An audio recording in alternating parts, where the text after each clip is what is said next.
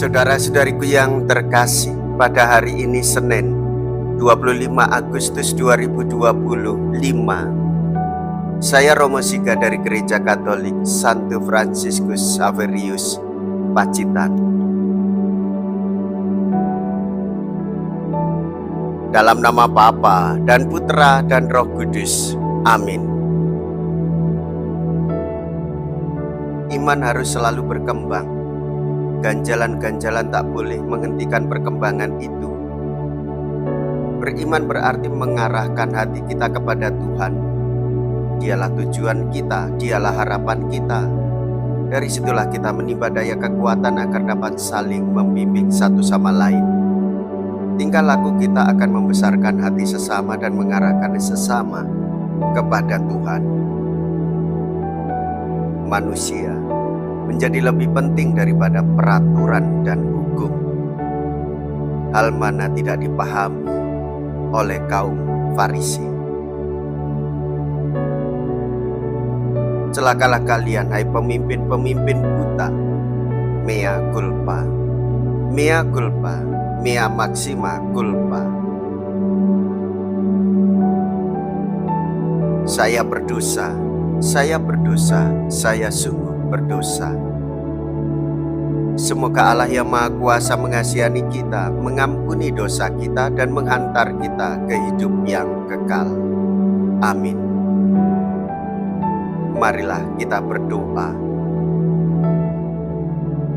Allah Bapa Maha Kasih, sumber kebenaran, jadikanlah kami orang-orang jujur yang selalu memuji nama-Mu dalam perkataan dan perbuatan, dan semoga kami merasakan rahmat-Mu dalam segala tingkah laku kami. Dengan pengantaraan Yesus Kristus Putra-Mu Tuhan kami, yang hidup dan berkuasa bersama dengan Dikau dalam persatuan Roh Kudus, Allah sepanjang segala masa. Amin. Tuhan bersamamu dan bersama roh-Mu. Inilah Injil suci menurut Matius. Dimuliakanlah Tuhan. Matius bab 23 ayat 13 sampai dengan ayat 22. Pada suatu hari, Yesus berkata kepada ahli-ahli Taurat dan orang-orang Farisi, "Celakalah kalian, hai ahli-ahli Taurat dan orang-orang Farisi, hai kalian orang-orang munafik, karena kalian menutup pintu kerajaan surga di depan orang. Sebab kalian sendiri tidak masuk dan kalian merintangi mereka yang berusaha masuk.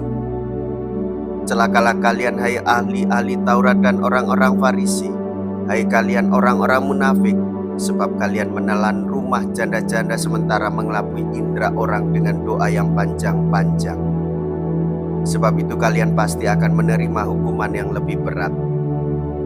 Celakalah kalian, hai ahli-ahli Taurat dan orang-orang Farisi, hai kalian orang-orang munafik, sebab kalian mengarungi lautan dan menjelajah daratan untuk mentobatkan satu orang saja menjadi penganut agamamu, dan sesudah ia bertobat, kalian menjadikan dia orang neraka. Yang kedua kali lebih jahat daripada kalian sendiri. Celakalah kalian, hai pemimpin-pemimpin buta, yang berkata, bila bersumpah demi bait suci, sumpah itu tidak sah, tetapi bersumpah demi emas bait suci, sumpah itu mengikat. Hai kalian orang-orang bodoh dan orang-orang buta, manakah yang lebih penting, emas atau bait suci yang menguduskan emas itu? Dan kalian berkata, bila bersumpah demi mezbah, sumpah itu tidak sah, tetapi bersumpah demi persembahan yang ada di atasnya, sumpah itu mengikat. Hai kalian orang-orang buta, manakah yang lebih penting, persembahan atau mezbah yang menguduskan persembahan itu?